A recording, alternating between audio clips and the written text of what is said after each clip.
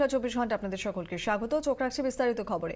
মুখ্যমন্ত্রীর হুঁশিয়ারির পরও বেপরোয়া হাসপাতাল, অকারণে নানা টেস্ট থেকে মোটা অঙ্কের বিল, রোজই উঠে আসছে নানা অভিযোগ।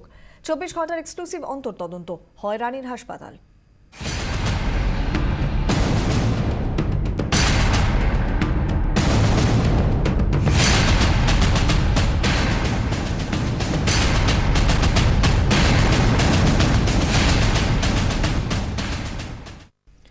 বর্ধমানে নার্সিংহোমে রক্ত দিয়ে রোগীকে ছাড়াতে গিয়েছিলেন তপন লেটের প্রতিবেশীরা। উল্টে কর্তৃপক্ষ জানায় রক্ত তাদের লাগবে না, বরং রক্তটা বেচে মিটিয়ে দেওয়া হোক বিল।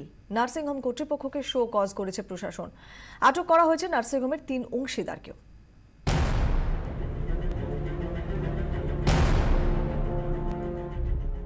আমরা আজকে 4 জন আছি, এই 4 জনের শরীর থেকে যতটা রক্ত হয় নিয়ে নেন। বাকি আমরা আরও গ্রাম থেকে 10 জন ক্যান্ডিডেট নিয়ে আসছি, তাদেরও রক্ত নেবেন। তো হসপিটাল কর্তৃপক্ষ বলে যে রক্তগুলো আপনারা বাজারে বিক্রি করে আমাদেরকে বিল মিটান।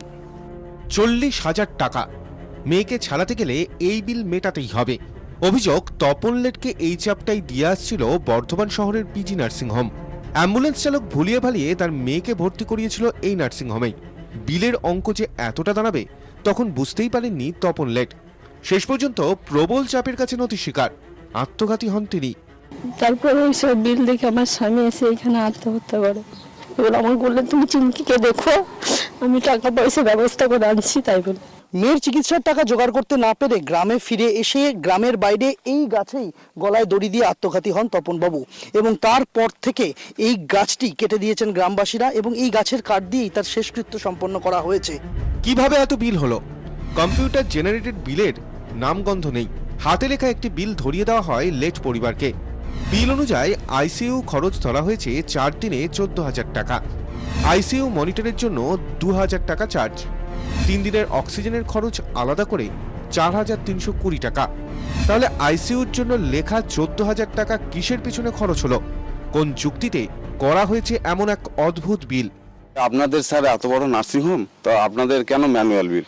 বলছে আমরা এখন কম্পিউটার আমরা করতে পারিনি, তবে খুব তাড়াতাড়ি করব। তো আমরা এই কথাটাও বলেছিলাম, দেখুন রামপুরার একটা ছোট শহর, সেখানে 2,000 টাকার বিল দিলে ওরা কম্পিউটার বিল দেয়। বাবার আত্মহত্যার পরও অবশ্য মেয়েকে ছাড়েনি নার্সিংহোম। এমন মর্মান্তিক ঘটনার পরও বিলের টাকার দাবিতে অনড় তারা। মিডিয়ার শোরগোল উঠতেই অবশ্য ভোল বদলালো নার্সিংহোম কর্তৃপক্ষ। 15,000 টাকা নিয়ে রফা হলো শেষ পর্যন্ত। চুমকি লেটকে ছাড়া হয়েছে। গোটা ঘটনায় হতবাক প্রশাসন। পিজি নার্সিংহোম কর্তৃপক্ষের বিরুদ্ধে ব্যবস্থা নেওয়ার আশ্বাস দিয়েছে প্রশাসন। যে আমাদের ক্লিনিক্যাল এস্টাবলিশমেন্ট অ্যাক্ট আছে বা যেটা গভর্নমেন্টের নিয়ম নীতি আছে, সেই নীতি মেনেই তাদের চলার কথা। তো এই ধরনের কিন্তু অসাধু কাজ আমরা বরদাস্ত করব না। সংবাদ মাধ্যমের শোরগোলে পিছু হটেছে নার্সিংহোম। কড়া পদক্ষেপ নিতে চলেছে প্রশাসনও। কিন্তু বাড়ির লোকের একটাই প্রশ্ন, যে গেল সে কি আর ফিরবে? ক্যামেরায় বাপন সাহের সঙ্গে সন্দীপ সরকার ও অরূপ লাহার রিপোর্ট, 24 ঘন্টা। মূলটি কাণ্ডের সামনে এলো সরকারি হাসপাতালে মাতৃযানের সঙ্গে বেসরকারি নার্সিংহোমের যোগসাজশ। অভিযোগ, সেদিন চুমকি লেটকে নার্সিংহোমে পৌঁছে দেয় ভুয়ো সরকারি মাতৃযান। শুধু তাই নয়, সবকিছুই করা হয়েছিল আঁটঘাট বেঁধে। সামনে উঠে আসছে একটা বড় চক্র। অভিযোগ পাওয়ার পর তদন্ত শুরু করেছে পুলিশ।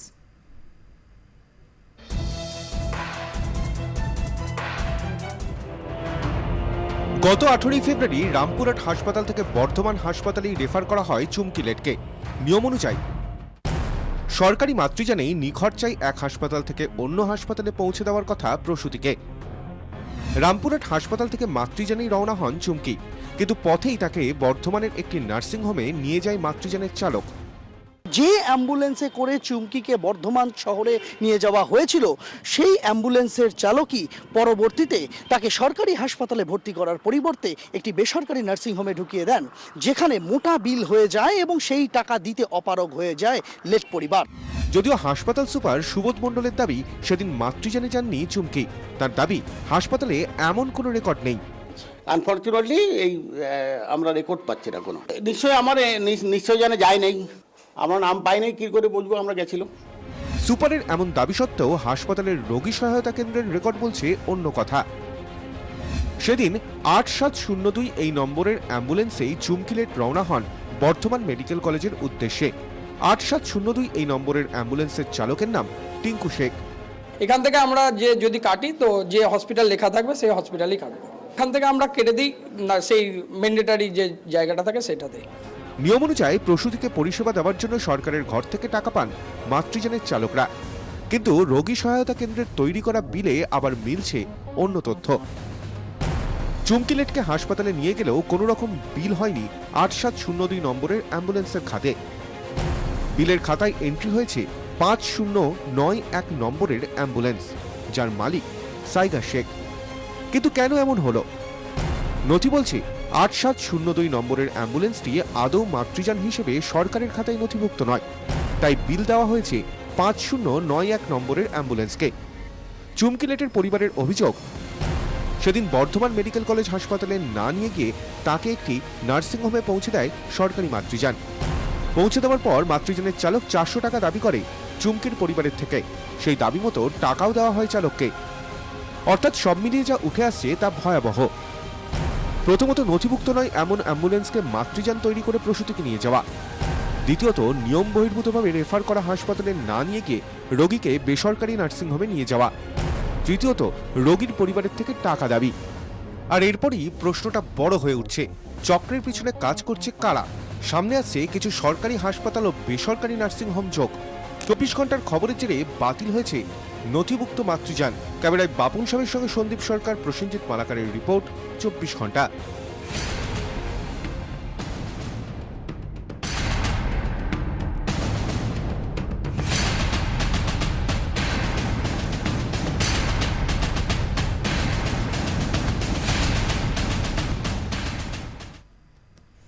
এবারে চোখ রাখছি অন্য খবরে।